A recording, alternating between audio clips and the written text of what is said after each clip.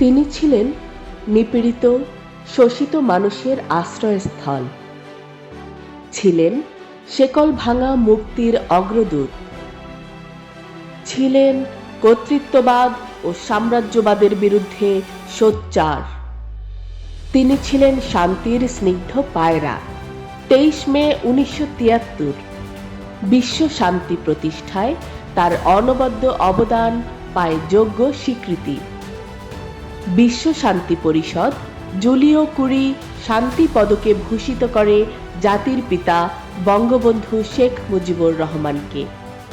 সেদিন বঙ্গবন্ধু থেকে বিশ্ববন্ধু হয়েছিলেন তিনি, যা ছিল বাংলাদেশের প্রথম কোনো আন্তর্জাতিক সম্মান।